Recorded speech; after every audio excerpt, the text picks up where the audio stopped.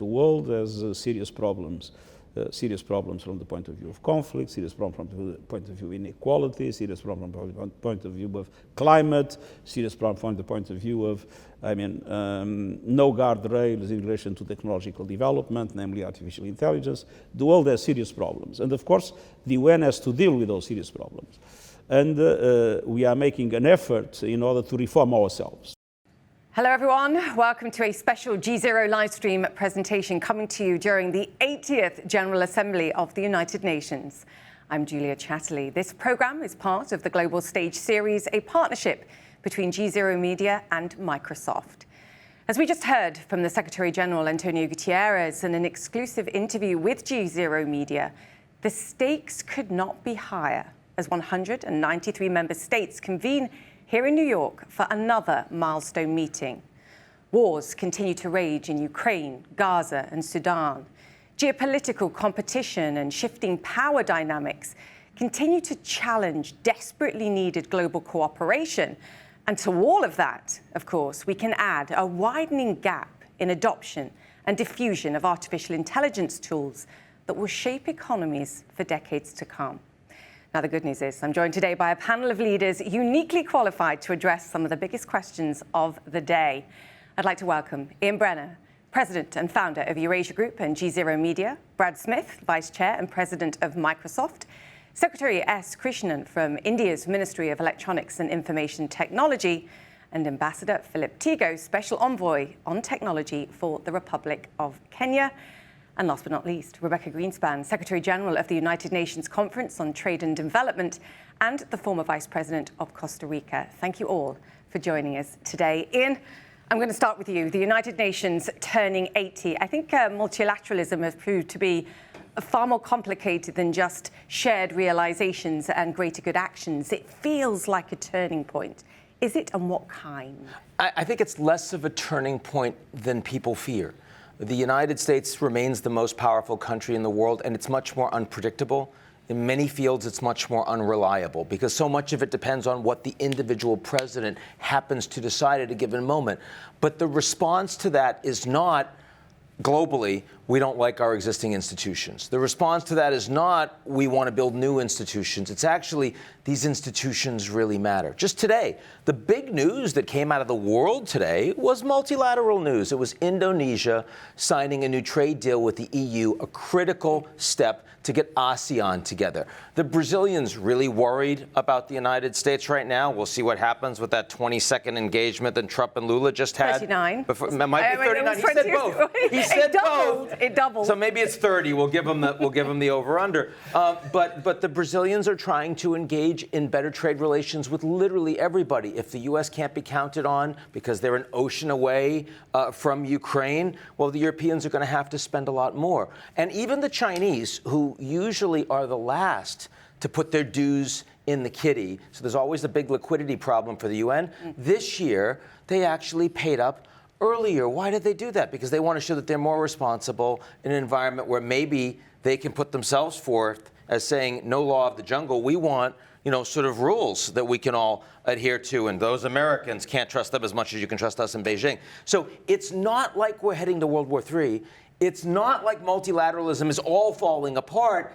It's just that there's a lot of uncertainty because what happens with the biggest country, people really don't know. Yeah, and we'll talk about that as well and the evolution of the United Nations in a moment. But I do want to come back to today because we have touched on it briefly, and we'll step aside the prompt to fail and the escalator issue, which I think has already gone viral around the world. What did you make of what the US president said today? I mean, he's transactional in terms of policy, but we are 8 months in now. Trump 2.0. What does this mean beyond the United Nations? Look, he's transactional, but he has things he believes in, right? And those things do ground and orient him to a degree. And we heard some of them today. He really doesn't like and is kind of scared of nuclear weapons. He really wants to end wars. He's very proud of the fact that he's had some influence in bringing some of these conflicts to a close. Things like Rwanda, DRC, and Thailand, Cambodia. There's never been a president in my lifetime that's mentioned Rwanda, the Democratic Republic of Congo, and Thailand and Cambodia as much as Trump has since he's taken credit for actually ending those wars, right? Now, he's upset that he hasn't been able to succeed on Gaza, which he blames Hamas for, and Russia-Ukraine, which he mostly blames Putin for, actually. But it's not stopping him from saying, as he just did, this is important, this is a focus. So that's one thing. The second thing is sovereignty. Sovereignty and the ability to do what you want to not only protect your borders, to make them inviolable, but also to make them coherent, homogeneous, and reflect the national culture and maybe the religion that you believe in. And look, that is not, his view is very different from the view of many of the 190 plus countries that are there. But the Europeans have had many of these same issues as the Americans, and he's quite popular on this in the United States. So you saw him leaning in. Final thing, tariffs, tariffs, tariffs. He's a real believer in American power to change the global order in a way that is less oriented towards free trade, is more oriented towards his rules. That's the one that he's actually having the biggest challenge on, especially because China has the cards. Didn't mention that in his speech, but the one country that was able to say, no, we're not going to do it your way, was the Chinese, and he had to come back and say, okay, let's find a way to deal. I thought we were going to get through a whole Q&A there without mentioning the trade or tariffs word, but you got there. We got there in the end. Secretary General Grynspan, wade in here, please, because obviously one of the biggest global challenges, I think, that's emanated from the United States is tariffs and the complications and the uncertainty on trade. Just how challenging has it been for some of the emerging and the developing markets? Well, this is a tectonic shift in the trade regime. Yes, let's not cover it. And the good thing is that negotiations have substituted a tariff war. We have avoided, for the moment, a tariff war, and there are negotiations going on, and that's welcome. Now, for the most vulnerable countries, this is really tough because they are not negotiating, they are not in the table, they don't represent anything in the US deficit or in the revenue or in terms of national security. And so our call has been spare the vulnerable countries from the impact of tariffs and from the cost for them that is very high according to their very least developed path, and there is no reason to really hit them so hard. And many of them are facing tariffs that are even higher than the main traders with the US, yes, without representing really a threat to the US. So maybe a second look, a call to the US to look back on these countries that are vulnerable, and there is no need to hit them this hard with this high cost for them that will be, for some of them, will be devastating. It's interesting that you call a sort of general rise in tariffs a negotiation rather than a tariff war. But I see what you're saying. Brad, come in here because we're going to come back to this too.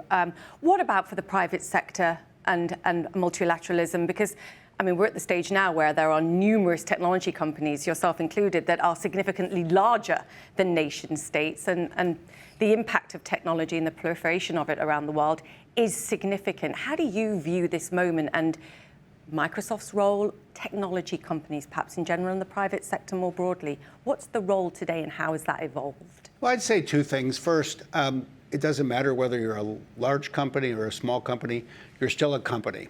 You're not a government, you're not a country, but you do need to navigate a very different world. And so you see companies of all sizes seeking to do that. Business tends to grow best when there is a level of stability and certainty. That's what enables investment. And I would pick up on this last comment. I think it's encouraging for the business community when frameworks emerge, when agreements emerge, and as we've seen that start to take root as the year has progressed, I think that's helpful. And the more progress that can be made, the better off all of us who do business will be. And then I do think we can use our voice in appropriate ways. I think that when wars are ended, that is good for peace and prosperity and investment. And so, to have this focus by heads of state in different parts of the world, including by the American president, helping to end wars, that is helpful to all of us. And I think it's the kind of thing that we should use our voice to support and applaud when there is progress. By saying there's an opportunity here if the war ends, that the investment will flow, and sort of sending that message even before it ends. Vital. And I think it is why you see so many companies in New York this week, because bilateralism matters. Sovereignty is different in 2025 from, say, 2020 or 2015. Digital sovereignty is important to countries around the world, but so is multilateralism. And so is the opportunity for the United Nations to play in a more effective role in the world. And I thought it was interesting that, in effect, President Trump talked about the opportunity for the United Nations to be more effective. I don't know anyone who comes to New York this week who doesn't see some opportunity for the United Nations to become more effective. Oh, we're going to come back to that too. Oh, what a leaping off point. Ambassador Thigo, first, I want to get your voice in as, a voice of the continent, but also what role you see a significant swathe of the global south playing in the future of multilateralism, whether that's via the United Nations or otherwise. Thank you so much, really. And just a data point, right? So it's 80 years of the United Nations. 80 years ago, very few African countries were independent at this particular stage. So we're never part of the San Francisco Charter, but yet, as we speak today, it's the global south that carries the United Nations. If you look at any landmark resolution that has come out of the UN in the last 1.5 years, that was by consensus, was actually driven by the global south. So for me, it shows right front center that the global south values the United Nations. And I dare say that it's the only space right now that the global south has for multilateralism. The second part, of course, and I think Brad has mentioned this, is many of the global south countries have been calling for the reforms of the United Nations. And part of the reforms of the United Nations is to realize that, yes, there's multilateralism, but there's also multi-stakeholderism. That 80 years ago, private sector was not on the table, yet we know now that we cannot work without the Microsofts and the colleagues who are helping us push a lot of these new and emerging technologies, which we neither own, neither do we build. And so unless part of the reforms is to figure out that no government can do this without private sector, civil society, academia, and no global south country can do this without the global north countries, then that is where we begin to fail. So I think I agree with Rebecca's point that part of this conversation is also a reimagination of 80 years post San Francisco is what is this new imaginary we are seeking that is not about global south or north, it's about humanity, it's about peace, it's about prosperity, and it's about common good and public good as we seek it. And so I think for us, that's where we sit. And at the core of that is trust. Yes. I think whether it's between governments and the private sector or between the north and south, which you can elaborate on how we build that too. Secretary Christian weighed in here. How does India help shape the future that we're talking about? I think India is a very key partner in the way that we are able to bridge some of this gap between the rest of the global south. We are a part of the global south, and with the global north, with companies and elsewhere. Simply by sheer size and by the way that technology has emerged in the country. There have been lower cost solutions in terms of digital public infrastructure, which we are then able to sort of offer to other countries in the global south in terms of what in the technology space we can actually create and we can support to create, and how that can sort of help a wider cross-section of people. So I think what India really offers is the role of a bridge. And we don't take the same positions that sometimes is expected of us. We take positions which we believe are in the best interests of the country, and that is something that we can't walk away from.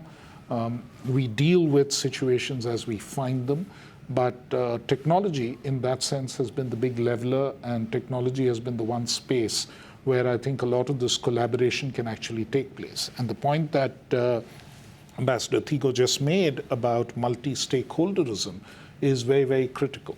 The way technology has grown and the way the internet grew and the way that that was anchored by a multi-stakeholder framework, And now when you're coming to AI and the way that AI would then impact the rest of the world, and we just came off another meeting where we were discussing precisely this, I think the multi-stakeholder approach is very important. You need the private companies in the room, you need academia in the room, you need civil society groups in the room, you need everyone working together to make it happen. That way you get a broader cross-section. This is why UN Week's so great, traffic aside, because people do get all in the same room and are all in the same place to have these conversations. We're going to pause there for a moment because I do want to let you listen to another voice on this. It clearly is a moment which is a referendum on the shifting global order and tensions surrounding ongoing wars, but it's also a moment of deep introspection, I believe, and as we've discussed, a review of how the United Nations itself can operate. GZERO Media interviewed UN Under-Secretary General Guy Ryder recently about the UN80 initiative, which could bring dramatic cost-cutting and structural reform as the institution marks this 80th anniversary.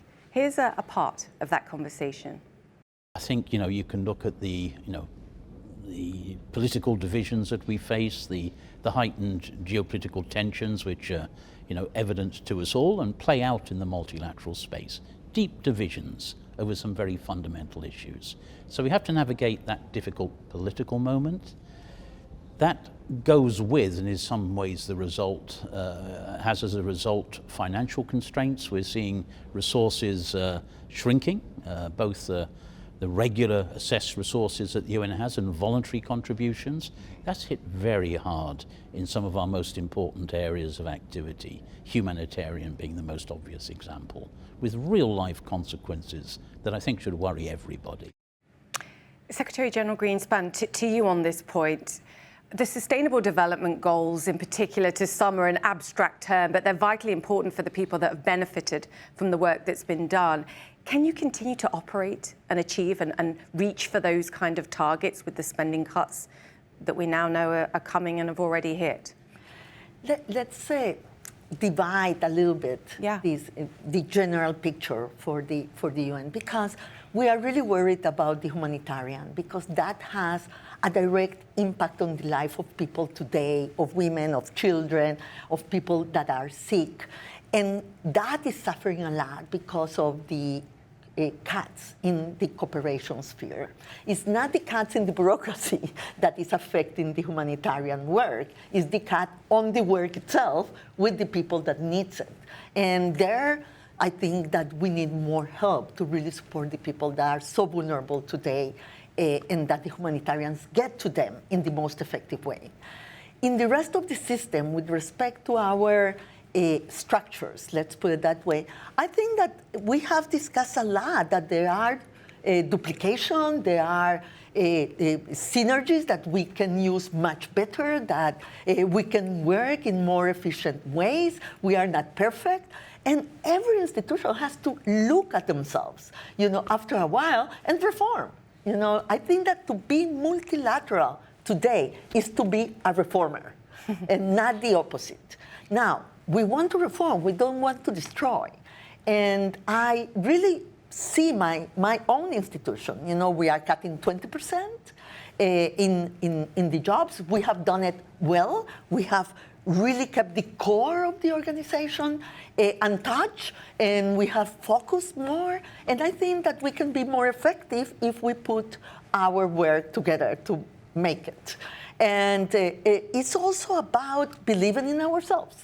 Yes, it's not only trust, it's also hope that we need. Yes, we have to be hopeful that we can, even with the AI and the digital world, we can be more effective.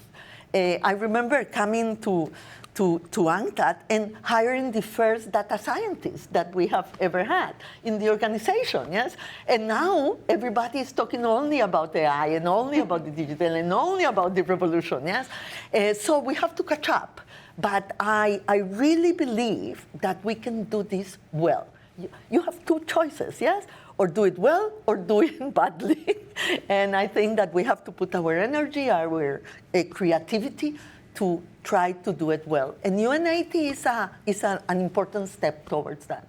I think your positivity and your optimism is infectious, which I love. But I'm going to pull one thread out of there, which I think is a very important point that you made, which is about focus, about targeting, and about efficiency gains. Your suggestion is actually similar perhaps to how the private sector operates. And Brad, you were nodding at this point in particular, that institutions like this can be more efficient in the way that they operate. And I think that's crucial. And the second question really to this is there a role for the private sector here, whether it's to help with the efficiency gains or to perhaps step into the breach on some of this? I think our most important contribution is to help with the efficiency gains. We do actually step into the breach to a limited degree by actually being a private donor to different agencies of the United Nations, including financially at times. But you'll never see, I think, the private sector fulfill that whole. On the technology side, however, one of the ways that entities in the private sector, especially over the last 25 years, have typically become more efficient is to use technology to deliver services.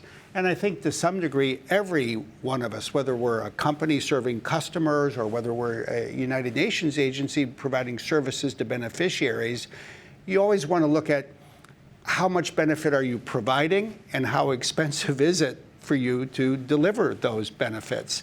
And technology is typically a tool that helps advance that equation so that a higher percentage of what an agency is spending is actually creating benefits that translate into real world outcomes and impacts for people. We do a huge amount as a company across the United Nations system. There is real progress being made. But ultimately, obviously, as you said, there's an opportunity for more, and this is the time to embrace this. And by the way, this is not unique to the United Nations. No. there are departments of every government, including the United States government, that really haven't been reorganized since the 1950s. A lot has changed since the 1950s. Yeah, there are updates that can be applied. I don't want to gloss over the humanitarian aspect of this. If we're talking about a greater level of suffering, perhaps a greater level of migration, you began this conversation talking about the impact of the US president's words on controlling borders, and I think that is a message that resonates all around the world. It sort of complicates the challenges that many leaders around the world are facing, even if they choose to look the other way and say, hey, we're not going to contribute to it. It makes a lot of the battles harder to fight, surely. Well, certainly a lot of this is money. Yeah. I mean, you know, the UN can reform itself, but if countries are not paying the dues that they are committed to paying, if they're not, you know, actually making good on their obligations, then you are going to see massive holes in the humanitarian aid that's desperately necessary. And the same is true for USAID. Americans have decided they don't want to spend the money on foreign aid, which they've spent historically, which, I mean, frankly, is relatively small in terms of the U.S. budget, but it's massive in terms of the total amount of aid that is given globally. And those two things are leading to more people facing hunger. They're leading to less ability to deal with the results, the consequences of the far greater amount of 123 million people today that are forcible migrants, essentially. They don't want to be in these places. They are because of conflict, because of disasters, and yet you don't have the capacity to respond effectively. Very quickly, I think I know what you're going to say to this, but I'm going to steal some of Secretary General Greenspan's optimism and say, could this be NATO-esque?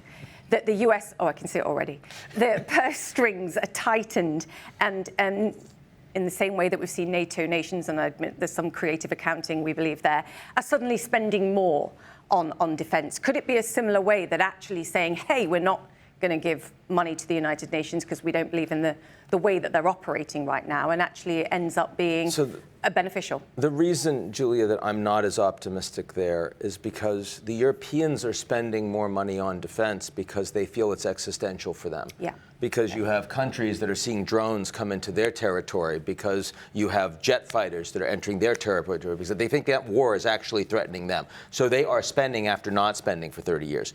They don't feel that way. Wealthy countries don't feel that way about what's happening in Sudan right now. Perhaps they should. But if it doesn't affect them, I mean, the fact that Trump's speech was so much about sovereignty, what happens inside your borders, That's what they care about. And that's increasingly what the Europeans are caring about. And that's, even China, the speeches given by Xi Jinping, so much of that is self-reliance and self-accountability. Israel saying we have to be Athens and super Sparta. We're focused on us. We're going to be more isolated from the rest of the world. Those kinds of discussions, right, not only do they potentially cause the kind of beggar thy neighbor policies, which Secretary Grynspan is working so hard to try to combat and fight against, but they also lead to them not having adequate resources. And what Brad and I have been doing so much work on trying to discuss over the past few years is, if those resources aren't there, then will these new technological tools that are being developed have a much greater impact and opportunity on so many of these people in the global south? Because otherwise we're in big trouble. Yeah, you're not going to see the proliferation that you'd hope for. Ambassador Thigo, you're nodding. No, for sure. I think for us is, what's the cost of inaction, right? And the more I listen to these conversations, the more than I listen to my president, is pushing for a renewed multi-stakeholderism, a renewed sort of reforms of the UN. What does that mean, though? What does that mean? Really? Because if you think, as I said, we were not there 80 years ago, right? Yeah. You have this institution that was built that did not reflect the global south and the global majority. Many of us were under colonialism. It needs to be inclusive. It needs to bear every mark of who we are. And the majority of the challenges that are in the global majority, yet the majority of the resources are in the global majority. So as much as we are seeing a lot of these things moving around, for us, the burden of history has been exclusion from opportunity. And sometimes that opportunity is simply being on the table. And that's how we've not being in the room. Not being in the room, right? Yeah. So people making decisions. Expansion of the General Assembly. Exactly. So, okay. And in most cases, and I think for us, that's what we're saying. And at this time and age, we need a new type of leadership. A leadership that even reimagines, which is interesting, this question of sovereignty, because for us, we believe sovereignty in this era must be defined by independence in an era of interdependence. You can't be both. You can't just be one thing or another. And that's why, especially when it comes to technology, when we talk about GPUs, when we talk about data centers, you can't isolate yourself in a world that is already, by the way, interconnected. One sentence answer, because I'm being pushed for time. Does that independence come via technology? If you're part of the design. Yeah. Yes. Otherwise, you're left in the cold. Otherwise, you're left in the dark, yes. Secretary Christian? No, I think the one point that got made about the reform of the United Nations, that's something that everyone is looking forward to, as much as India is, that it needs to really represent the power structures that have emerged since, the people who were not nations at that point in time. India herself got independence in 1947, 2 years after the UN Charter. So I think all of this needs to be sort of reckoned with, and part of I think some good will come out of this process in terms of the UN itself emerging as a reformed institution which better represents the world as it is today. So that's one part of it. The other part of it really is technology gives the other opportunity. Today, we communicate so much more easily from one country to another, from one geography to another, without having to actually physically go one place to another. And there's so much of data which flows, so much else which flows. And even, say, a company like Microsoft or any of the other companies wanting to establish data centers across the world, wanting to be, they tell us that technologically data is now stored in such a way that it's bits of it, shards of it literally, are stored in different data centers across the world and come together to service a request. That's how interdependent technology is really making us. And so that's time at which I think countries need to sort of figure out what sovereignty is about, what data sovereignty is about, and how all of that comes together with the way that there is so much of interdependence that we can't do without the technology which is across the world, and it comes from everywhere. These are global value chains. Nothing gets made in one country.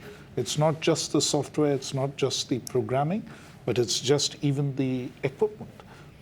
It sort of comes from across the world, and it has roots everywhere. So if you're going to disrupt that mechanism, that's going to be quite expensive, quite costly for everybody. A new layer to diplomacy, data center diplomacy. We'll come back to it. It's the perfect stepping off point. I do want to move on now and overlay all the challenges that we've just discussed with, as the Secretary was saying there, a development challenge and an opportunity clearly every leader here in New York is facing. And obviously I'm talking about the impact of artificial intelligence and the highly uneven growth and adoption rates we're already seeing around the world. Now, there's good news. More than 1 billion people around the world are now using some form of AI tech on a regular basis. Of course, the bad news in that is that leaves 7 billion people who simply aren't. Now, ahead of this live stream, GZERO surveyed its followers across all social media channels about some of the issues that we've already been discussing and will do. Here's the first poll question. What's the biggest barrier to AI adoption in less developed nations? Is it cost and infrastructure? Is it lack of skills? Is it regulation? Is it trust and ethics? Well, here are the results. You can probably guess this. 66% saying cost and infrastructure, 16% saying lack of skills, 5% saying regulation, trust and ethics, 13%. Ambassador Thigo, I don't think that surprises you at all. Not surprised. In fact, probably a little low, on the low side, perhaps. It's very low. 2/3 saying cost and infrastructure. Yeah, I mean, and again, like any other industrial age, right? Infrastructure defines who accesses, who doesn't access. As I was mentioning previously, Julia, 666 million Africans still do not have electricity. Right. That was the second industrial revolution. Yeah. So for us, basically, I'm not surprised. So we need to invest in the infrastructure. And when people say infrastructure, they actually mean access. This is sometimes, if you look at your survey, they say they just can't have access to any infra that they can use AI. And this is not even utility. You haven't even talked about whether they use it productively or not, because also that's another question. So people just want to get onto this train. But you want to get on a train with no rails. So we really need to build the rails so that the train can run. Right away in here, because it is a layered approach. It's access to electricity, then it's internet connectivity, and then you can layer further on there. Absolutely, and that is exactly right. There's a foundation on which AI can be built. It needs to be built, and there are these 3 layers. First, you have to have electricity. Yeah. There's 700 million people in the world that don't have it. Then you have to have internet connectivity. When you add that group, now there's 2.6 billion people who can't use it. And then you need a base level of digital skills. When you add that, you're now at 3.9 billion people out of roughly 8 billion, so call it almost half. Half the world doesn't have the foundation. Now, if there's a silver lining in the current situation, we have an unprecedented amount of private capital flowing into data center diplomacy, data center economics. And what's interesting is when a company like Microsoft or any other goes in and, say, builds a data center, well, you have to invest in more generation of electricity. You have a new economic self-interest from the market to expand connectivity. So you take a company like ours, among other things, this decade, we pursued a program in partnership with others to bring internet connectivity to 250 million people, including 100 million people in Africa. That's good news, and it won't do everything. We will need public-private partnership. We will need public policy. We will need different kinds of blended or public funding. But that's the strategy we need to pursue, because I do think we should recognize what's at stake. AI will either help close the great divide economically in the world, or it will make it wider. So we need to seize the moment and harness this for all we can. Secretary General Grynspan, you're nodding furiously. Come on here. No, I think that probably the challenge is we know we need those things, but we need those things all at the same time. Yes, we cannot have the connectivity if we don't have the electricity, or if we don't bring down costs, because costs are very high, even if connectivity is there. So many people don't have the possibility to connect, and we need the skills. Because if we do the infrastructure, if we do the connectivity, but we don't have the skills, anyway, we will miss the opportunity. And really here, Microsoft is really putting a lot of effort in the skill part, and I understand that you have a whole program for building skills. I think that that's huge and that's very important, but we need the other 2 components to come with it. We need the electricity, and let me say this. With electricity, it's amazing that so many millions of people today don't have access to electricity. It's a technology that we have had for so long, and they are not connected. So let's learn from the past, and let's make sure that it doesn't happen to us again. It can happen to us in terms of digital and AI. So we can lose the opportunity for the diffusion of the technology to be strong enough to really bring everybody in the new era. And still we don't see that in the least developed countries. Yes, they are not connected. It's still very costly. Investment is not coming to them. The perception of risk is still too high. And that's why we call for the multilateral development banks with the private sector to be able to bridge that gap and make possible that the resources will go also to the countries that are not making it right now because they are small and because they are perceived as too risky. Secretary Krishnan, I want to hear from you, but I want to hear from you on our next poll, which is quite fascinating. One of the questions that we asked GZERO followers is, can less developed nations, bearing in mind everything that you've just heard, leapfrog with AI like they did with mobile technology? So think payment systems, for example. The answer, options, yes, huge potential.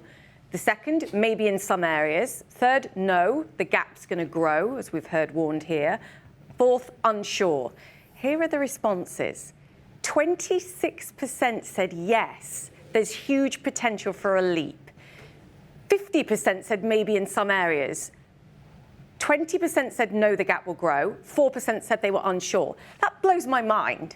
76% of people saying yes or maybe there could be some kind of giant leap using AI technology. So I am not alone. You're not alone. Secretary Krishnan, how are you going to make it happen? No, I think this is a once-in-a-lifetime opportunity. You're right. Exactly. I mean, for countries like India especially, I mean, when I look at India, and we are 1.4 billion people, if we don't use this technology to become a developed country in about 2 decades or thereabouts, which is what our goal is, 2047, when the Republic is 100 years old or 100 years from independence. If we don't do it in those 20 years, you will actually grow old without ever having grown rich. And that is something which is critical. You have to use your youth, you have to use the opportunity you have now. And the potential is there, the opportunity is there. And you have to find low-cost ways of innovating. You have to find means of doing frugal innovation to actually make it happen. We can't afford the most expensive way in which technology is built, and I think that's what happens with AI in particular is like it's life going in fast motion, because issues seem to sort of come at you with great rapidity. At a time when everyone thought it was going to be extremely expensive to do it, suddenly the costs crash. Suddenly, you can do it with fewer GPUs, you can do it with fewer parameters, and it's evolving rapidly. And I think that's been our experience too. And there, I think, clearly is a possibility that this time around we could leverage this technology, and we have to leverage this technology to move ahead and take the global south along with this movement, make sure that we find ways of offering on a technology basis, much cheaper way of actually moving forward. And that, I think, of course, the foundation is important. Of course, electricity needs to reach all people. But you must realize that with each wave of technology, the speed with which it is moving forward is also growing. Today, in India, for instance, 1 billion people have access to the internet or access to that kind of technology. So which means that we found other ways, and we are in a funny way, 90% of the world actually accesses internet through broadband. 90% of India accesses internet through mobile technology. So there are ways in which you can do it which is different, and which could be significantly cheaper and significantly quicker with less investment in infrastructure. I think that's a lesson which it offers, and that's a way in which we need to move forward, and we can't afford to miss this opportunity. Oh, there was so much in that. Ian, I want you to come in there are several points that it underscores, I think, why we talk about this as an AI arms race, because you simply can't miss this version of the technological wave, whatever nation you are, whether it's as a government or for your citizens or for the suggestion that you can die having never got rich, or at least raise the wealth of your nation, which I think is the important part there. There's also data center diplomacy. You pick your partners in a very short space of time over how you're going to do this, and you want to be with frenemies or friends, not enemies, as you do so. What does this mean for the geopolitics of the moment? Well, first, this isn't just a global South problem. I mean, in the last months, we've seen the Europeans recognize that they don't have these companies, that they've focused more on regulation. They haven't focused as much on growth and industrial policy, and now they're shifting because they see what the Chinese are doing, they see what the Americans are doing. They're saying, oh my God, they're having the same kind of conversations right now that the Indians and the Kenyans are in Europe, right? Because otherwise, they're not going to own it. They're not going to own it. They're not going to make it. They're not going to have it. They're going to be takers, not makers. So this is truly, it's about people that aren't aligned with it. It's about countries that aren't aligned with it and how fast they can actually get there. But I'm less worried about the frenemy issue. And I'm less worried not because the Americans and Chinese are slowing down. They're not. They're speeding up. But the fact is that other countries around the world refuse to have to make significant stochastic choices. Right? They're not saying, I'm going to line up with the United States on everything, or I'm going to line up with China. Mexico maybe has no choice, okay?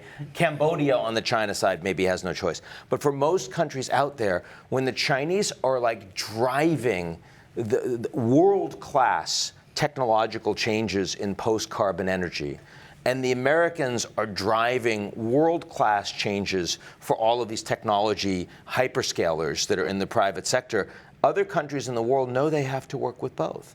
If the Chinese are your biggest economic trade partner, but the Americans are actually providing you with defense and security, countries know that they need to deal with both. And so the fact that Trump is focusing more on sovereignty and the Chinese leadership is focusing more on, we have to make sure that we have a big market ourselves, we have to invest in it, we need to make sure our economy works, we need to have political stability.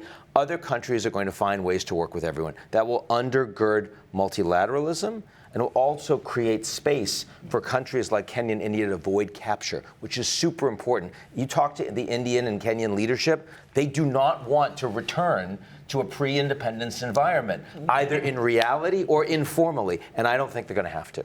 Yeah, so the advantage of not being the United States and China is hopefully you can play both sides and take opportunity from both sides. Quickly, Brad, on this, not everybody surely needs to be using AI. It goes back to the point that Ambassador Thigo was saying about, you know, in a way you can be targeted about this, and you have to work out how many of those 1 billion people that are using it are actually productive with it. How do we make it targeted for the nations, for the companies that actually can't afford to just throw money at this? Because I think this is an important calibration that perhaps we're not making enough today. Well, a couple of things. First, I'd build on what you said. The first thing I think for countries around the world to recognize is the real contest economically is not to produce a better GPU, but to use more GPUs per capita, but for more beneficial uses than anyone else. And that's the real, I think now, undisputable conclusion as you just look at the history of technology over 250 years. And then in particular to look at it in terms of how you drive productivity growth, look at the strengths a country has now, how do they make them stronger, and to really equip a new generation or an existing generation of people to put this to work. Kenya and India are two of the real technology success stories of the last 10 or 20 years. Kenya as really the IT leader of not just East Africa, but virtually Africa as a whole now. India is one of the great digital superpowers in the world. It's all based on talent. And I think that's the part that one shouldn't forget. It is educating people and then equipping them with the specific skills to go deep. This shouldn't be about turning AI into, say, as you put it, you know, trivial uses. It can't be just the next generation of watching more YouTube videos. It's got to be using AI to drive real innovation that benefits each country's population and the growth of its economy. Or AI picking what YouTube videos you watch, which could be more more dangerous. All right, we're running out of time. Sort of last comment. Is the 80th anniversary then of the United Nations actually a reason to be optimistic about whether it's working together on AI, whether it's understanding some of the challenges, and that reform can be good? I think I know what your answer is going to be, but we have one sentence to do it. Why are you most optimistic about this point in time and where we're headed collectively? Because in this transition time, there are forces that go in all directions, and we can choose to go in the right direction. Not everything is written. We don't know where we will land. It will depend on what we will do, and this is an opportunity to do the right thing. We have choice. We have choice and agency. And agency, better. Ambassador Thigo. Well, we have community. Let me add another word. Because I see more multi-stakeholderism now than ever before. I mean, we're sitting with companies, we're sitting with researchers. Our meeting in the morning, I couldn't believe that at UN80, we can actually sit in a room with everybody and actually talk about innovative financing for capacity building for the global majority. So I'm very hopeful. Okay. I think it's really the choice that you have and what you can choose to do, which becomes very important.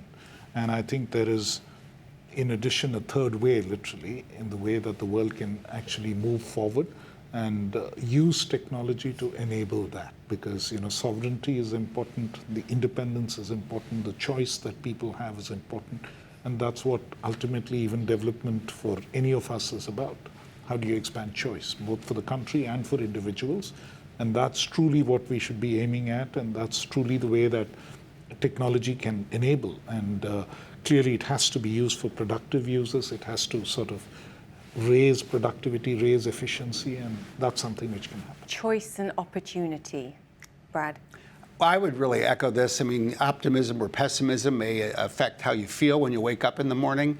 But what really matters is whether you act with determination to get something done as the day goes on. The most encouraging thing I think about New York and the United Nations right now is that people are asking the right questions. That's the only way you ever get to the right answers.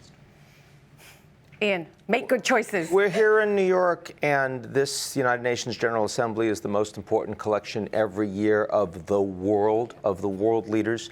And overwhelmingly, the people that are here, that are collected here, they want to be constructive. They want a better future for their people and for the people of the planet. Now, maybe the United States right now is not at the leading edge of that, and that's sad, given that it was the Americans that created the United Nations 80 years ago. But the world matters, and the fact that all these countries can have these conversations and collect for the common good, however inefficiently, is really utterly critical, and that's why we're doing this right now. Yeah. The United Nations is just a collection of 193 nations that all have responsibility for change. The most constructive panel ever. Thank you. That's all we have time for today, although I probably, as you could see, could keep these guys talking for a few more hours as well. I want to thank Ian Bremmer, Secretary General Rebeca Grynspan, Brad Smith, Secretary Krishnan, and Ambassador Thigo for sharing your insights today. Thank you. And once again, this has been GZERO Media Livestream and part of the Global Stage series, hosting conversations just like this one at the intersection of technology, politics, and society. Thank you for watching.